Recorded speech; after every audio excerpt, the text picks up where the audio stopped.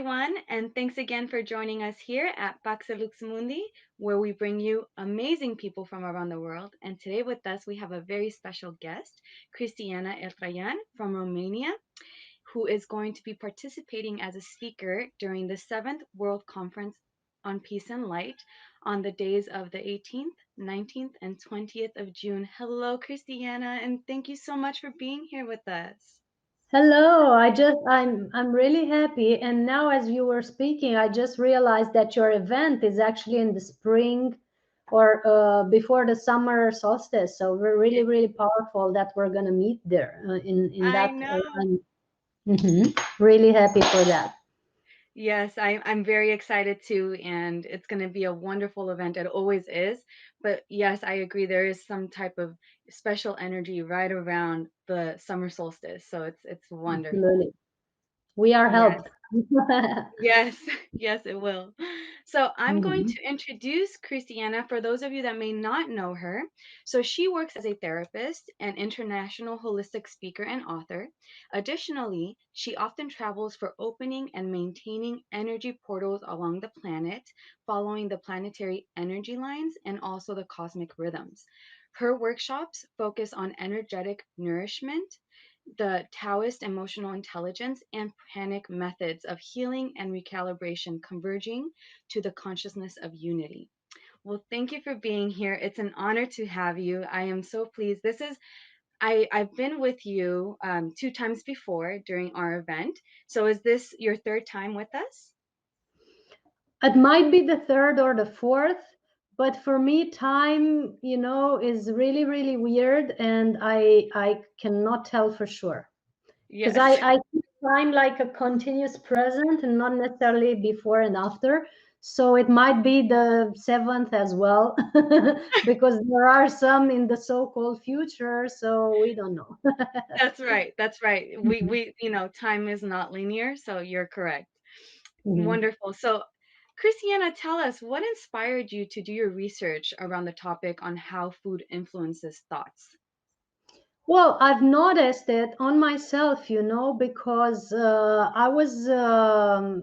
I had a lot of uh, time to research it within myself how my state was changing according to what I was eating. Since I was a child, I didn't really like to eat meat, and I wasn't feeling comfortable with heavy foods. And my digestive system has always been really sensitive because the those of us who are coming to bring new systems of nourishment on earth, we tend to get more sensitive digestive systems. And I'm appealing to everyone listening now. We tend to have more sensitive digestive systems because we're actually not meant to have the same junk food that the whole planet is having. We're meant to bring the new, more harmonious fuel or food system and maintain it. And that's how we kind of perceive more accurately any imbalance in our food intake. So my mood was literally reacting to the foods that weren't so great for me, and Mhm. I was getting cranky or agitated or even brain fogged, you could say.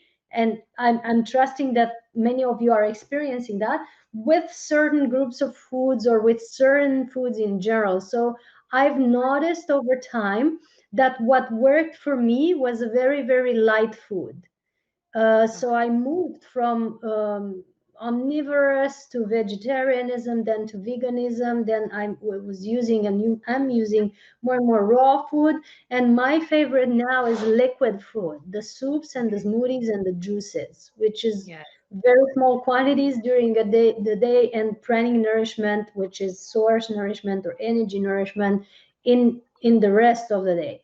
So that's what my body prefers. And I've noticed that when I'm in that state, I'm really uh, sharp minded, clear minded.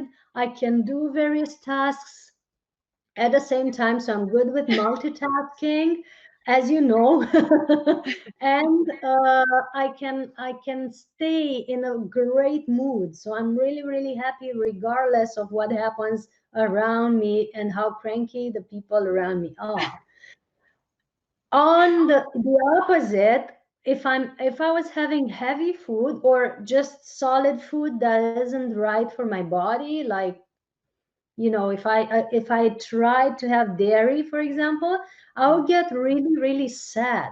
So the feeling of sadness, the feeling of being misplaced, even not depression in my case, but a Yeah. feeling of feeling that I'm not right in the world would appear because when my body was not vibrating at the right frequency in those moments, right? Because the Yeah. fuel that I had put in my body was not okay for my body. And there was a discrepancy between my soul's frequency and my whole energy frequency, which tends to vibrate quite highly, and the frequency of my physical vessel. So this Mm. discrepancy would create a bad mood Okay. and a state of mind which was one unclear, not so determined, the tendency to procrastinate things and so on.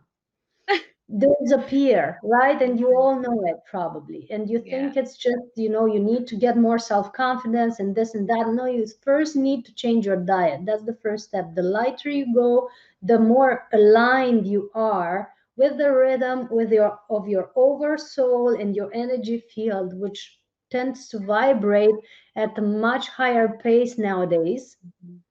than our physical body. So now our physical body needs to be aligned with our highest frequency. That's why we That's need to right. change their fuel. That's how I That's noticed. And then I've interviewed, hundreds of people, and I've worked in therapies one on one with hundreds or thousands of people. And I've also spoken in direct conferences with thousands of people. And that's how I've noticed, oh, there are others who are the same. yes. Yeah. Right now you made me think when you were talking about dairy, and maybe this is not even related, but you made me think of the fact you said that when you eat dairy, you get sad. And it made me I had an image of, a baby calf being pulled away from its mother and the mother Mhm. missing that contact with that Conferences infant, with right? thousands of people, and that's how I've noticed. Oh, there are others who are the same. There was an echo. Sorry. Yes, It's okay. yes. We can pick up the frequencies of the information in the food, which Hmm. might be the feeling of the animal having been killed in the case of meat products, or the frequency of the animal being, or separated from a sibling and so on, which is in the case of baby calves and Yeah. the mother cows who are giving us the milk. So everything goes in our system, and our system is decoding the information, right? And Hmm. so we might actually get the feelings of the or the emotions or the information of the foods that we are consuming. If they're coming from other beings, then for sure we're in some level interacting with those beings and taking over their states. That's why so much people in the world now are depressed or sad to the core because of the stuff, the information and the energy that they're putting in their bodies, right? Right. That's right. Because Yes. that's this translating directly into your state of mind and into your mood. It's That's not right. just the environment that's influencing your inner state. It's the very information that you put in your mouth and let come into your digestive system that's creating the first kick into your day, before Hmm. anything else, before you open your TV, before anything else. What you have drunk or eaten in the breakfast is gonna be your mood throughout the day. That's what That's I'm right. saying. Yeah. Yes, and tell us, how can being more conscious of what I mean, I know you touched a little bit on it, but how, more specifically, how can being more conscious of what we eat help create a world of peace and light? Well, that's a great question. And it's very linked to what we said before, because, to create a world of peace and light, we have to be peace and light. The world is made by us. The made is actually made with us. We are the world. Mhm, So if we are peace and light, the world is peace and light, because there's nothing else in the world. I mean, the animals are generally peaceful. The plants are really peaceful. The only beings who aren't peaceful on this planet are the humans, right? mhm. So That's right. for to have a world of peace of light, we need to be peace of light and light, us ourselves. And that helps us, of course, with the diet, because as we said, everything in our system is influenced by the food intake, right? Mhm, And if we intake foods that are heavy, or that are coming from animals that have been slaughtered, or have gone through a tough time, right? That's going to influence our mood, and that's not peace and light at all. That's going to come yes, out of us, right? right. While if we are keeping a light diet, a plant-based diet has been proven to be a natural antidepressant, and Mhm, a mood enhancer, and to boost serotonin and dopamine and all that stuff that is making us happy and peaceful and light. mhm. If you want to have a world of peace and light, start with a plant-based diet and continue maybe to more raw food, which is not so processed, and it's giving you the largest amount of energy. There are certain opinions that when you move from a processed food to a natural food, non-cooked, you get 10 times more energy, which is 10 times more light. And when you move from a non-processed natural food to a or processed food to a liquid food, you get 100 times more energy and 100 times more light, right? Wow, I So didn't you know that. increase the level of energy 100 times fold. So I think that's the answer, right? Before anything Yes, else, in order to have compassion, in order to have kindness, in order to have lightness and peace in our being, we have to address our diet in a way that is bringing more peace into our system. right, right. I think it's essential. I do think, I remember from a past presentation that you did with us where you explained how there's so much more light coming in, so much more energy. And so people are not only nourishing themselves with what they're ingesting, but they are also nourishing themselves with the energy that's already here. And so then Yeah. you get people that can be, to a certain degree, a bit overweight, or there's an imbalance because they're eating Mhm. too much physical food, but they're already able to receive that energy that's coming, that pranic energy that exists in Mhm. our Mhm. environment. And Yeah. so I think, what could somebody, don't tell me a lot, because obviously you want to save this for your presentation, but what is something that somebody could do to start the process of eliminating things that are not healthy for them? Meditate. That's the first step. It's great because then you tune into a higher frequency. And if you meditate daily and regularly, maybe twice a day, you keep that high frequency. And when you have a high frequency, you need less food naturally. And you become more in tune, you become more present. And when you are more present, you then naturally notice what's happening in your body, what's happening in your mood, how your mind shifts according to certain uh, groups of food or certain types of food intake.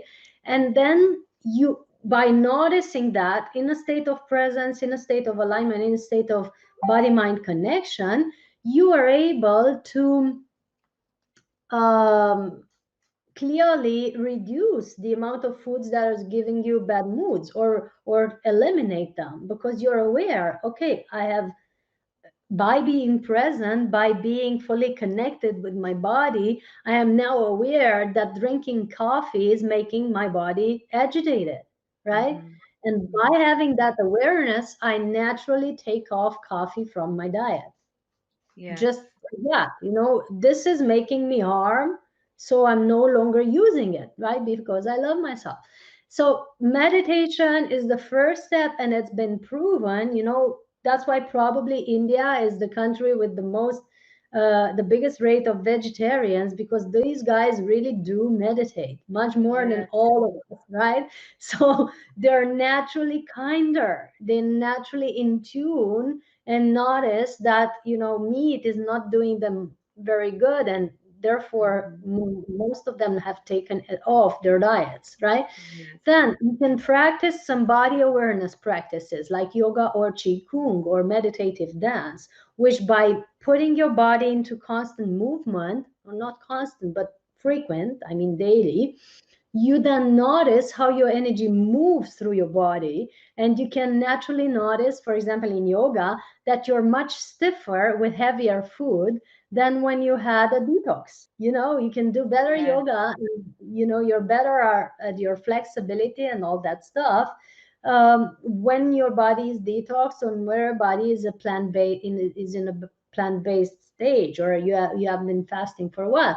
So you notice how your food is actually influencing your body, your joints, your ligaments, everything, your textures of your tissues.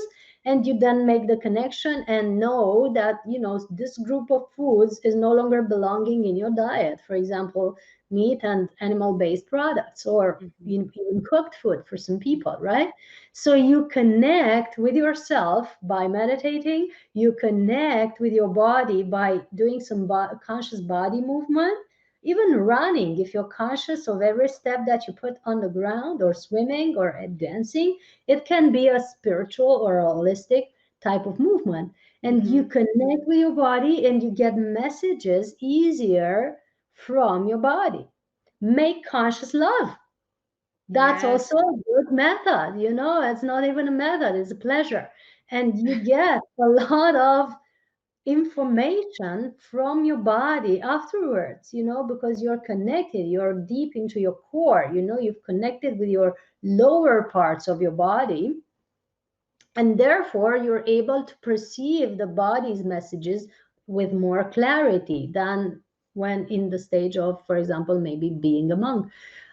I have nothing against monks, I love them, I'm just saying. So lovemaking can be a great conscious lovemaking can be Hmm. a great spiritual practice for awareness and for actually diminishing your food, Yes, because I you no agree. longer need that much. So we now start a series of events called Prana and Tantra. We're starting on 19th and 20th of May, which are Uh-huh. going to explain the connection between food intake and the quality of our relationships, and not ultimately our lovemaking, because that's really tightly connected, right? You actually can have a better life and a more fulfilling love life when you have a lighter diet, and that's the truth. Yeah, so these three I would recommend: meditation as a base, as a foundation for every conscious choice; Uh-huh. getting in touch with your body through conscious movement, either yoga or qigong or dance or any practice where you're conscious of your body; and conscious lovemaking or tantra. These are the three things that I would recommend. And of course, follow Wonderful. our website and our classes. That's doing a great job into the world. Yes, Yeah. yes. Wonderful. Well, thank you for sharing that with us. And with everything that's happening around the world during these times, do you feel that there's still a reason to keep hope alive? I think that's the best reason to keep hope alive. That's the best moment. We need hope more than anything right now. And that's the first thing that we need to keep alive. And also understanding that, of course, this is a transition stage. It's not the final, destination of our journey. It looks messy now because any transformation has a messy time, but it's actually blooming into something greater and more beautiful, where people are going to be much more conscious along the way because of this transformation upheaval that is now taking place. So this is the main reason for hope. If it would be a flat line, nothing happening on the planet, then it would be no reason for hope. But since it's a transformational time, uh, Yes. when you do a detox, the first detox that you do, many people get pimples, right? Because Yes. things that, they come out of the skin. The planet is now detoxing. So when we're seeing these pimples, we know that after that, we're going to have a very light complexion. This is what's happening on the planet at the moment. She's preparing for a very light complexion. So let's be aware of that, and let's be joyful for that, and let's try to navigate this in the most gracious way. And changing our diet is the first step, because that's the alarm ringing now. It's not like a whisper, it's no longer a fine melody, it's like ringing the alarm. You have to have a better immune system and a more healthy body to survive through this. So That's get right. ready. That's right. And you're correct on that. It's true. You do have to have a very healthy immune system and, healthy body in order to Yeah. get through this. So These you're days right. is no longer optional. Yeah, like it's a survival thing. So, get on the saddle and take the detox seriously and put in the healthy nutrients and the healthy superfoods, and maybe include more liquid instead of solid food, and more smoothies instead of pizzas, and see where it's taking you, right? And if you need help, check out my books and the videos on the YouTube channel, which is the same name as my name, Cristiana Eltrayan. And there's huge amounts of information there for free that can help you, right? Right. That's yes. And thank you for sharing that too, so that our listeners can know where to find your information and your books that you've written. And well, Christiana, we have come to the end of our interview. It's been wonderful. I'm so excited to be able to be with you during our conference on the 18th, 19th, and 20th of June. And I can't wait for all of our listeners and viewers to be able to hear you then. And I can't wait. It's, this is going to be my third time being with you during this event. So I'm excited. I Yeah. feel that third time's the charm. So it's going to be really wonderful. And is there anything that you wanna say, that you wanna maybe a message that you wanna leave us with? Yes, peace is the most important right now, and the main thing that we're hoping in the world, right? The peace is the result of a lighter state, is a result of a inner state of love and compassion. And by treating the other beings on the planet with love and compassion, and with this, I'm referring to the other species that we consider inferior, but they're actually quite superior in terms of intuition and connection to the human race. This is how I'm seeing things. By treating the other beings with compassion and kindness and allowance, so allowing them to be in their rightful living way of experimenting the planet alongside with us without eating them or using them, that would be the first step to real human evolution. So Mhm. by moving into that state of awareness and compassion, which starts with our diet and starts with not eating other beings, we really get a chance at having peace on this planet. And it's really important now to have that. Yes, I agree with you. I think that you really touch, a very important subject there, which is true that we do need to honor all our companions, that are with us on this earth, and really take them into account, because I do agree. I think that they are superior in many ways, in the fact that they are only here to offer us love and support and unity, and it's almost like we just need to observe nature to really know what we are supposed to be doing as a Yeah, humanity. yes. So And if you're having any doubts on them being superior, I'm going to give an example, which I always give. You don't know when your partner is going to come home. Unless you're a good telepath, you have no idea. Your dogs sits by the door 2 hours or half an hour before you're arriving. That's why he's superior to most of us, right? So yeah. that's my first argument. And in that same note, the same way they know when they're going to get killed. So Hmm. try to remember that before putting any animals on your plate. Yeah. In the Yeah. name of peace and light, I'm saying this. Yes. Yes. Well, thank you so much, Christiana. It's been wonderful. And thank you, everybody, for being there connected. And we'll see you next time. Have a wonderful day, Absolutely. everyone. Bye, Christiana. Thank you so much. And bye, everyone. See you next Thank time. you. Thank you. See you next time, whenever that is. Blessings to all. See you soon. Thanks, Blessings guys. to all. Goodbye. Bye.